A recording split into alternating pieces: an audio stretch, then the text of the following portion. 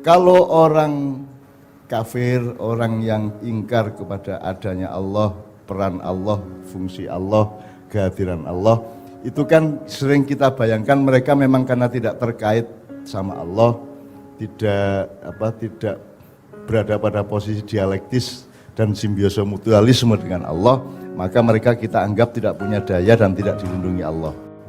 Tapi pertanyaan saya, apakah kalau kita sudah jadi orang alim, orang soleh, jadi kiai, jadi habib, jadi ketua majelis ulama, jadi presiden atau jadi orang besar atau jadi apa, kalau kita sudah soleh, alim dan seterusnya tadi, terus menjadi berdaya apa enggak? Tidak.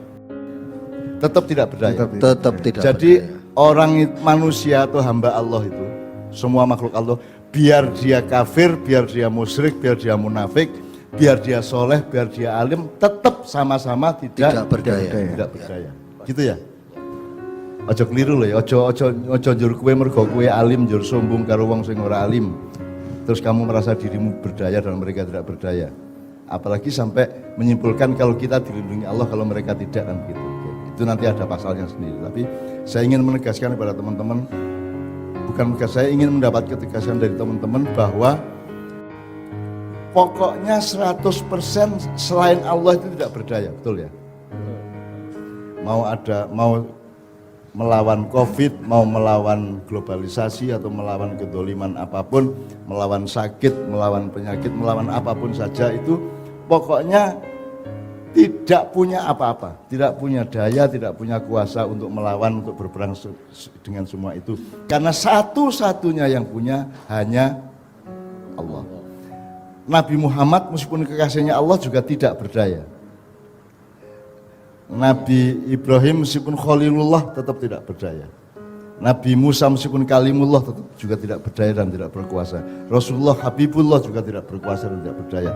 Ini ngomong gini ini kira-kira ada yang tersinggung enggak ya? Bahwa kita menurut kalimat tadi logiknya adalah bahwa yang selain Allah itu termasuk Nabi Muhammad dan siapapun saja, malaikat Jibril sampai demit manapun itu ya, itu tidak kuasa dan tidak berdaya, betul enggak? Jadi enggak apa-apa ya, memang begitu ya. Oke. Jadi meskipun sekarang Doni sudah menyesali tatonya, upamanya ya, meskipun tidak bisa dihapus gitu ya. Jijit juga sudah mencoba rajin sholat selama COVID, upamanya loh. Insyaallah ya. Tenane aku ya ngerti ya. Ya. Insyaallah. Ya. Itu kan tetap tidak berdaya toh. Meskipun kita soleh kan tetap saja la haula wala quwata berlaku ya. Jelas. Tetap berlaku ya. Jelas. Oke. Nah, disinilah kemudian kalau kita coba tarik garis ke COVID. Jadi sekarang daya dan kuasa terhadap COVID, terhadap wabah, terhadap sakit dan seterusnya itu sama saja pada orang alim, orang soleh, orang kafir, orang sama saja, sama-sama tidak berdaya ya. Oleh karena itu kita harus membersihkan pemahaman kita ini sampai semurni-murninya supaya kita tidak GR gitu ya. Jadi terus kenapa kita pakai prokes? John, kenapa pakai? Karena tidak berdaya. Iya. Tidak berdaya baik untuk dipapari maupun untuk memapari. Iya. Dan apalagi kita tidak punya pengetahuan yang agak cedol terhadap COVID ini kan gitu. Maka kita kan tidak ya kita harus pakai prokes plus. Nanti plusnya itu apa yuk? Semalam ada prokes yang keempat, jadi kan pakai masker atau hijab, terus cuci tangan, jaga jarak, terus ada satu lagi katanya ya semalam. Vaksin.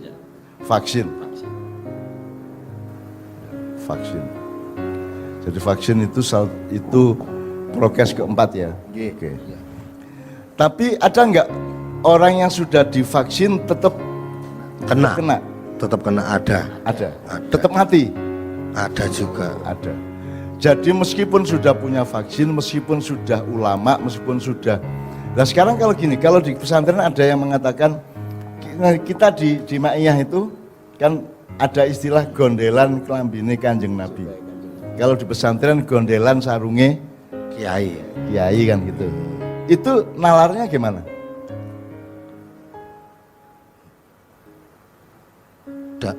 Kalau menurut saya Kan itu kan secara kan, fisiknya ya itu kan mengandaikan bahwa Pak Kiai dan Kanjeng Nabi tadi itu punya kekuatan untuk kita sandari, Itu untuk kita disandari, ya. gondeli kan gitu. Nah, tapi kan faktanya menurut kalimat tadi kan enggak loh. enggak. Sama sekali tidak. Nah, tetapi kan ada syafaat, Mas Helmi. Sepengetahuan Mas Helmi, syafaat ini kan semacam apa ya? Semacam sertifikasi dari Allah kepada Nabi Muhammad untuk menampung sejumlah orang yang mencintai Allah dan Rasulullah untuk mendapatkan kerahmat dan kebaikan dari Allah, gitu ya. Artinya syafaat itu semacam surat apa ya? Legalitas. Ya, itu ya. legalitas Ya. untuk Ya.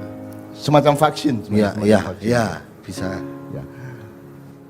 Terus gimana kalau orang rajin selawatan terus dia bilang enggak mungkin kena COVID saya sudah selawatan. Gimana?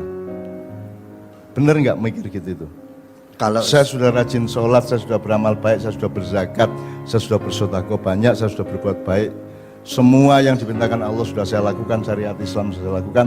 Terus saya tidak mungkin kena COVID. Bener nggak cara berpikir begitu? kalau merunut kalimat tadi tetap tidak benar. Kalimat yang awal tadi ya? Ya, kalimat yang awal tadi.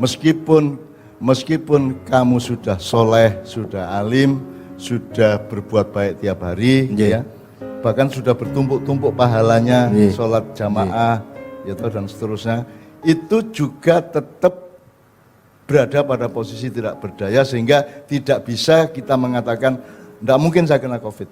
Iya, iya, Benar nggak? iya, benar. Karena itu bertentangan dengan kalimat yang awal tadi. Iya, iya. Kalaupun ada yang tidak kena, sementara yang lainnya kena, terus Iya. ada yang ngomong gitu dan tidak kena, benar. Apakah karena dia kuat gara-gara sholawatan dan sholatnya, ataukah karena Allah berkehendak dia? Karena Allah berkehendak. Nah, jadi ini batas ini harus kita pahami betul bahwa misalnya saya pakai masker saya tetap kena, atau saya pakai masker tidak pakai masker tidak kena misalnya ya. Itu kan subjeknya tetap bukan saya. Iya, iya. Subjeknya kan tetap Allah. Iya. Karena illa billahil aliyil azim kan gitu. Jadi ini harus kita teguhkan di dalam pemahaman akal pikiran kita supaya kita tidak sombong. Jadi apalagi sekarang gini,